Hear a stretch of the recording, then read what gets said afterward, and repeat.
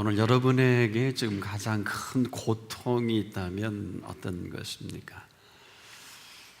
물론 이것은 우리가 질병으로 인한 고통일 수 있겠고, 또 일하다가 일이 어려워서 당하는 고통일 수도 있겠고, 또 경제적으로 고통스러운 이 고통도 대단한 고통일 것입니다.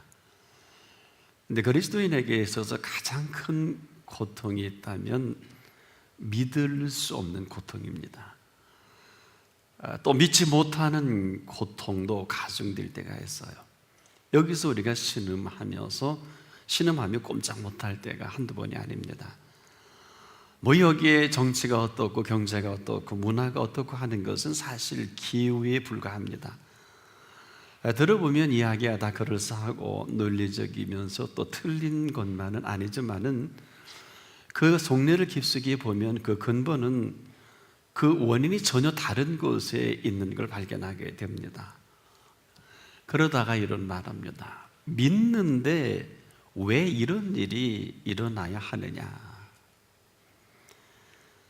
그러면서 이 물음이 습관처럼 되어버린, 사실 우리 속에 깊숙이 감춰져 있는 질문이기도 합니다. 참으로 믿는다면 이 질문은 한마디로 여전히 믿지 못하는 이 고뇌 속에서 나올 수밖에 없는 질문이다. 정리를 해보면 이렇습니다. 새로운 피조물이 아니기 때문이다. 새로운 피조물은 새로운 피조물로 살아가면 됩니다. 근데 새로운 피조물로 살아갈 때 어려움이 없는 것은 아니지만은, 새로운 피조물은 누가 뭐래도 새로운 피조물입니다. 도대체 이 새로운 피조물이 어떤 것입니까? 새로운 피조물은 그 순간부터 새로운 세계를 살아가는 사람이기도 합니다. 이 사람은요, 새로운 세계 속에 하나 아주 위대한 증표라 그럴까요? 어떻게 보면 인쳐 주신 것은, 이 사람은 누가 뭐래도 천국의 백성입니다. 더 정확히 관계성을 얘기하면 하나님의 자녀예요. 또 이 사람은요, 살아가는 이 흐름이 있잖아요. 이 살아가는 이 세계 속에 천국의 윤리로 살아가는 사람이기도 합니다. 또 이 사람은 치리를 받는데, 오늘 우리가 이 땅의 치리도 물론 받지만은 근본적으로 이 사람은 천국의 통치를 받고 살고 있습니다. 이걸 태어날 때 우리 정부에서 치리할 수 없어요. 사람이 죽는 죽음도 어떤 치리에 의해서 죽는 것이 아니라 인간의 삶을 살게도 하고 죽게 하시는 하나님이 통치이기도 합니다. 이뿐만이 아닙니다. 이 사람이 살아가는 문화가 있어요. 세상에 여러 가지 많은 문화가 있지만 이 사람이 살아가는 문화는 천국의 문화를 살아가는 사람이다. 또 이 사람이 살아가는 공간은 어떨까요? 물론 다 누구라도 시간과 공간 속에 살아가는 게 틀림없지만은 한 가지 확실하게 다른 것은 이 사람은 하나님의 임재 가운데 삽니다. 뿐만 아니라 성령의 인도가 있고요, 당당히 그리스도의 사람으로 살아가는 공간이 있습니다. 또한 이 사람이 살아생전에 아주 큰 선물을 얻었는데 영원한 생명을 얻고 살아가는 사람이기도 합니다. 그런데 어떨까? 이 모든 것들은 하나같이 인간의 노력이나 수고로 불가능해요. 때문에 지금 이 새로운 피조물이다, 이건 우리 얘기는 아니에요. 이 이야기를 우리에게 선언해 주신 분의 몫이기도 합니다. 우리는 이렇게 살아갈 수도 없고 이런 피조물일 수 없거든요.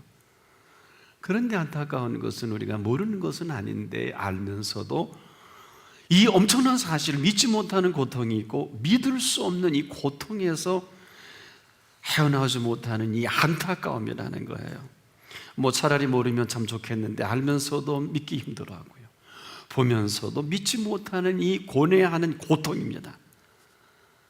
그런데 왜 그럴까요? 지금까지 우리 모두 살아온 삶이 익숙합니다. 이 익숙함 때문에 쉽게 헤어나지 못한단 말이에요. 더 정확히 말씀을 드리면 살아온 대로 사는 게 훨씬 편하지 않아요? 어떠세요? 또 살아온 대로 생각하는 게 훨씬 편하고 익숙하지 않습니까?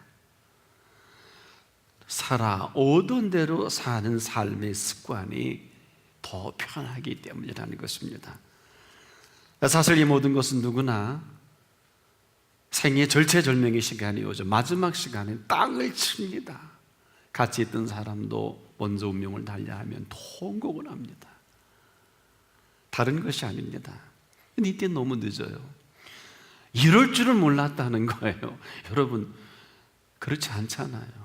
근데 우리가 이 절체절명의 순간만이 깨달을 수 있는 게 아하, 다른 세계가 있었구나, 다른 문화가 있었구나, 다른 통치가 있는 걸 몰랐구나, 평생을 내 애쓰고 수고한 것이 아무것도 아니구나, 이 사실을 그 마지막 시간에 애통하고 그렇게 슬피 우는 거예요. 그리고 하는 소리가 하나가 다 소용없어. 그 명예도 그 재물도 애씀도 수고도 어느 누구도 알아주지 않아요. 그렇게 사랑하던 사람도 함께 갈 수 없잖아요. 누가 이걸 준비합니까? 아무도 몰라요.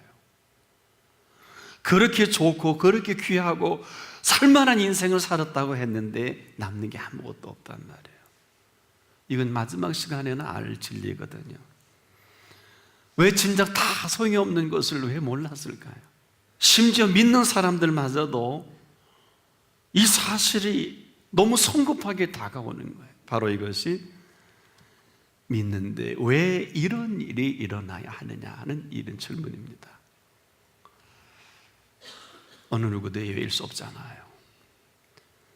만일에 이렇지만 않다면은 이 사람은 믿음이 펼쳐가는 세계 속에 그 아름답고 넉넉한, 오늘도 우리가 이런 찬양을 하라, 참 아름다워라 주님의 세계가 있단 말이에요.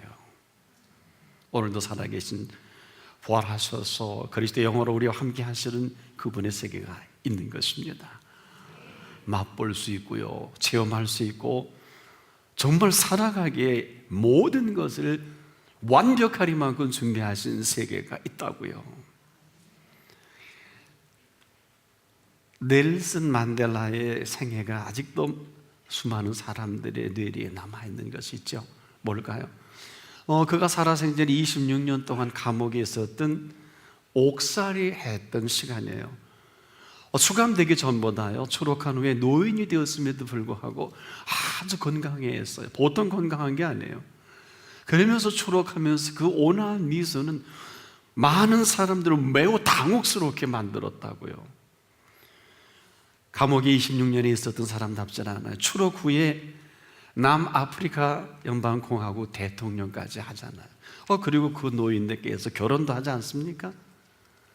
더 궁금하게 하는 것은 도대체 20년의 감옥 생활이 어떠했기에 저렇게 젊어졌고 당당하고 얼굴에는 기름이 끼고, 그리고 여러분이 그렇게 좋아하는 젊어진 비결이 뭘까? 그는 담담히 26년의 감옥 생활을 이렇게 말합니다. 저는 감옥에서 항상 하나님께 감사를 드렸습니다. 답답해서 하늘을 보면 하늘이 보여질 때 하늘 보고 감사했고, 바라다 보는 땅이 보이면 땅을 보고 감사했습니다. 강제 노동에 끌려가면 일할 수 있는 건강 주심을 감사했고, 격리의 독방에 가둬놓으면 생각할 수 있는 시간을 주신 하나님께 감사했습니다. 저는 늘 하나님께 감사를 드렸을 뿐인데 저에게 이렇게 건강과 행복을 주셨습니다. 믿는데 왜 이런 일이 일어나야 하느냐는 질문과는 관계도 없는 사람으로 살아온 거예요. 여러분, 얼마나 억울하고 원통하고 이 추록 후에 두고 보자. 내가 반드시 정의를 밝히고 공의로 이 모든 것을 낱낱이 드러내겠다는 칼을 갈 만한 그 시간과 전혀 관계없는 시간을 그는 가졌던 거란 말이에요. 얼마나 원통하겠어요? 누군가 알다시피 넬슨 만델라가 감옥에 갇힐 그런 죄목이 아니잖아요. 물론 만들면 만들어지나 얼마나 억울하겠어요. 두고 보자. 왜 내가 믿는 하나님은 왜 나를 감옥에 26년 동안이나 이 늙은이를 여기서 늙어 죽으란 말이냐? 그렇잖아요. 젊은 사람도 아니란 말이에요. 믿는데 왜 이런 일이 일어나야 하느냐라는 물음은 없었다는 것입니다. 그런 오늘 우리에게 아킬레스건처럼 붙들고 놓지 않는, 믿는데 왜 이런 일이 일어나야 하느냐는 이 물음을 지금도 묻고 있습니다. 그럴까요? 믿는데 왜 이런 일이 일어나야 하는 이 물음에 감히 이렇게 답을 드릴 수가 있습니다. 믿지만 믿지 아니한 결과로 인해 나타나는 오해와 곡해와 착각이다. 아닌 것을 그런 줄 알았고요, 믿지 않으면서 믿는 줄 알았으며 온통 내 생각뿐입니다. 한마디로 언제나 믿음으로 산다고 하지만은 믿음으로 사는 사람이 아니라 믿긴 믿되 내가 믿고 싶은 것만 믿는 사람이에요. 한 번도 내가 무엇을 믿는가라는 질문을 해본 일이 없어요. 여러분, 무엇을 믿는가라는 이 질문 속에 반드시 얻어야 할 답은 여기에 어떻게 살아가야 될 방향의 답이 나오게 돼 있어요. 지금 오늘 우리가 믿고 있는 오늘 이 시간까지 살아온 모든 것들은 죄송하지만 여러분의 믿음이에요. 믿음이 있으면 믿음이 있는 대로, 믿음이 없으면 없는 대로, 죄송하지만 믿는데 믿지 않았다면 믿지 않은 이 모습이 오늘 우리가 살아온 결과다. 정리를 해보면 믿고 싶은 것만 골라서 믿고 살아온 우리입니다. 그런데 하나 정리해보자. 믿음이 어떨까요? 내가 믿고 싶은 것만 믿는 겁니까? 내가 살고 싶은 대로 믿고 살아오는 것입니까?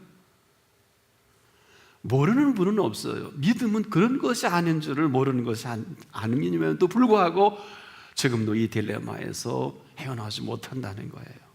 지금도 여전히 믿고 싶은 것만 믿고자 내 마음이 끌려가는 거예요. 믿는다고 하지만은 믿는데 믿음으로 말미암아 살아온 것이 아닌 거예요. 어느 누구도 얘기해 주지 않아요. 주변의 사람들은 믿음 좋다고, 누구만 같았으면 참 좋겠다고, 나는 원이 없겠다 이런 소리도 듣는 내 자신은 속일 수 없다고요. 정말 그래요? 아닌 것을 내가 할 때 얼마나 고통스러우세요? 내가 나를 모르지 않잖아요. 내가 믿음 없는 거 내가 알고, 내가 믿음 있는 거 내가 알잖아요. 하나님이 아니에요. 참 이 안타까운 이 믿음이 착각과 곡해가 나를 이렇게 꽉 붙들고 놓지 않지 않습니까? 여러분 어때요? 믿으면서도 믿는 줄 아는 착각 속에 살아온 납니다. 때로는 믿음을 빙자해서요, 내가 하고 싶은 대로 하고 살아올 때도 있었잖아요. 이거 하나님이 기뻐하실 거야, 아니야 여기 하나님의 뜻이 있을 거야지, 정말 기뻐하시는지 뜻이 있는지 정리를 해보면 믿음은 지금도 내가 살아가고 싶은 대로 믿고 살아가는 것도 아니고, 믿음은 지금도 내가 믿고 싶은 것만 골라서 믿는 것도 아니기에, 감히 우리는 믿는데 왜 삶이 이럴까 물을 수도 없단 말이에요. 그냥 오늘의 모습은 내가 원하는 대로 믿고 살아온 결과입니다. 도대체 그러면 그 믿음의 결과라는 게 어떨까요? 지금도 우리는 지금 믿는 믿음 안에서 살아가고 있는 건 틀림없어요. 그런데 마음을 놓을 수가 없단 말이에요. 그럼 도대체 여러분, 우리가 믿는 믿음 안에서 살아가는 이 실제를 어떻게 감지할 수 있을까요? 불가능하지 않아요. 내가 하나님을 믿는지 믿지 않는지 하나님은 더 잘 아셨어요. 여러분이 참으로 하나님 믿으면 위로부터 확증이 와요. 어떤 확증일까요? 나도 모르는 기쁨이 옵니다. 누구라도 경험할 수 있어요. 만약 이것을 경험하지 못했다면 죄송한데 아직은 그분을 믿는 분이 아니다, 이렇게 얘기할 수밖에 없어요. 왜? 믿음 없는 건 내가 알고요, 믿음 있는 건 내가 안다니까요. 여러분 한 분 한 분 어떠세요? 스스로 물어보세요. 내가 정말 하나님을 믿는 사람인지 스스로 답할 수 있다고요. 하지만 다른 사람이 물으면 비밀이에요. 그렇지 않아요? 내가 나에게 물어본다면 내가 내 자신에게만큼은 진실할 수 있단 말이에요. 하나님이 물으시면 말할 것도 없고요. 왜? 더 잘하시니까. 내가 믿음 없는 거 하나님이 하시고 내가 믿음 있는 것 하나님이 아신다니까요. 그렇다면 지금 내가 믿음으로 서 있는 것을 기쁨으로만 아니라 그 다음 나타나는 게요, 기쁨의 감격입니다. 이것은 어떤 공식이 있는 것은 아니에요. 정말 믿어보세요. 위로 주시는 기쁨이 옵니다. 그리고 나서 믿음으로 서 있는 내 모습이 나도 모르게 언어가 바뀌어요. 어떻게? 믿음으로 말합니다. 여러분, 베드로가 물 위를 걷다가 언제 빠졌나요? 며칠 후에 빠졌나요? 물 위를 걷다가 1시간 후에 빠졌습니까? 물 위를 걷다가 순간 빠져들어가지요. 이 믿음의 점검을 예수님이 왜 의심했느냐, 왜 두려워하느냐, 적확한 표현이에요. 지금도 우리가 말씀하소서 믿음으로 걷겠습니다 하다가 그만 저 문 나가고 전화 한 통화 받다가 의심이 생겨지고요, 다시 익숙한 내 사고방식, 삶의 패턴으로 가는 게 믿음인 줄 알잖아요. 그 나머지의 모든 프로그램과 계획은 보나마나예요. 그 일이 하나님의 인도를 받는, 불가능하죠. 왜? 물 위를 걸을 때 순간 빠지는 것이지 1시간 후에 며칠 있다가 빠지는 게 아니란 말이에요. 그래서 믿음은 지금도 여전히 살아있는 것, 믿음을 어떻게 할 수? 믿음은 지금도 감동합니다. 그래서 믿음의 감동이 오면은요, 자꾸 헌신도 하고 싶고 예물도 드리고 싶고 하나님 앞에 쓰임받고, 이게 제 경험이에요. 드리고 싶어 견디지 못해서 때로는 억지로라도 드리고 싶어요. 근데 그런 분 계실 거예요. 그 이상한 게 아니에요. 믿음은 끊임없이 우리에게 감동을 주시는 겁니다. 위대한 믿음의 사람들을 보면은요, 그 위대한 일에 반드시 감동을 주시고 하나님이 그 일을 행하시는 것을 발견하게 됩니다. 어떤 일이라고 이렇게 정할 수는 없어요. 그런데 굳이 우리가 에녹을 얘기하지 않는다 할지라도 에녹의 믿음은 어떨까요? 조금 우리와 종류를 달리하죠. 에녹의 믿음은 동행할 자와 동행하는 믿음입니다. 근데 그 동행이 누굴까? 살아계신 하나님과 동행합니다. 이 사실을, 동행하는 이 실체를 히브리서 기자는 하나님을 기쁘시게 했던 믿음의 사람 에녹이다, 이렇게 히브리 11장 5절에 정리하고 그 유명한 히브리 11장 6절로 넘어간단 말이에요.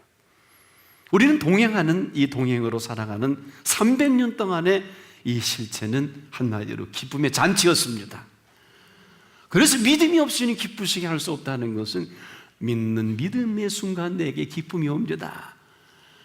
감격이 옵니다. 말하게 합니다. 감동을 받습니다. 그리고 끊임없이 삶의 동선이요, 바뀌어지는 거예요.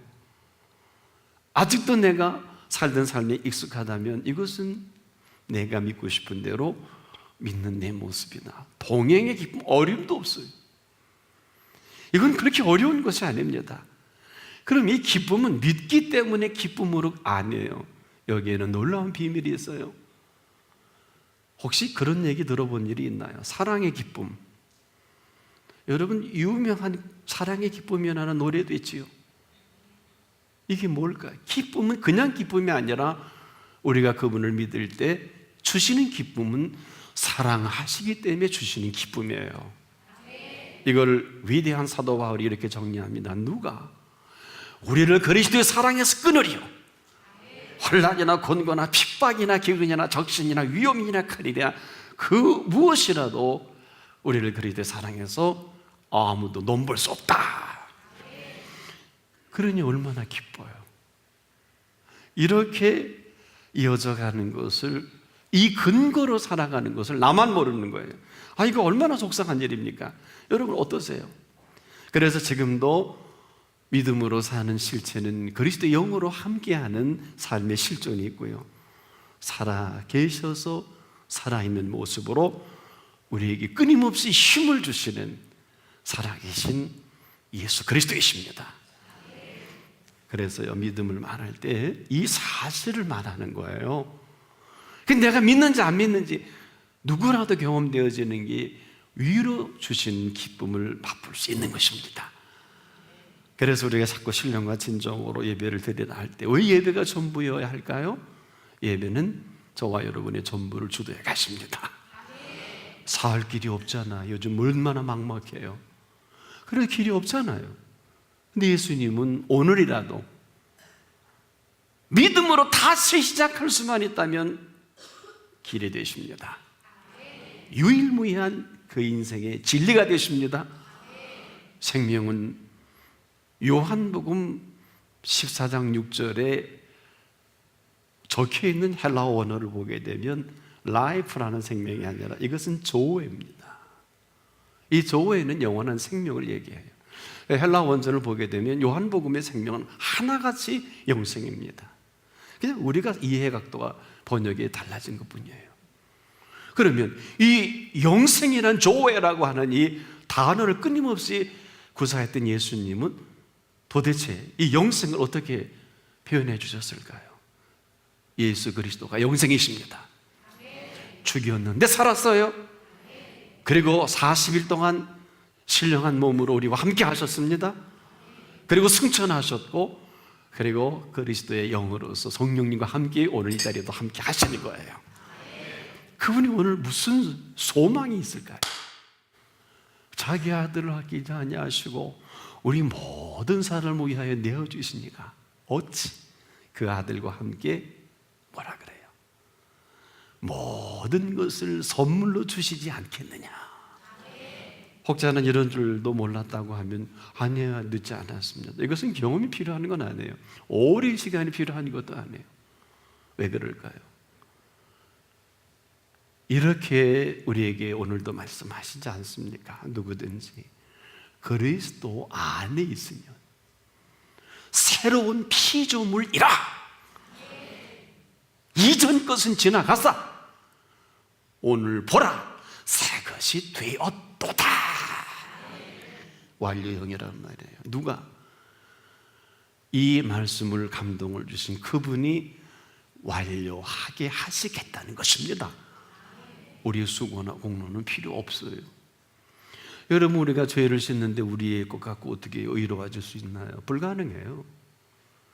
오죽하면 아브라함에게 창세기 15장 6절에 아브라함이 하나님을 믿으니 이를 그의 의로 여겨주시고, 여겨주심으로 오늘 사는 그 덕택에 사는 저와 여러분이에요. 천하 없는 사람도, 아무리 위대한 사람도 이 강을 건너지 못해요.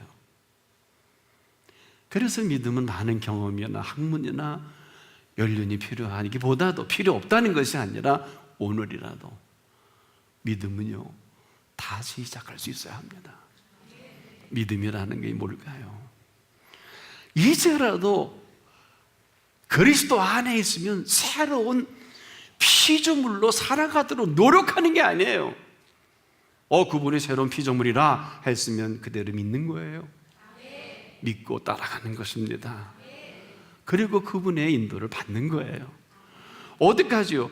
그리고 그날 밤에 천국 인도하면 냉큼 들어가시면 안 될까요?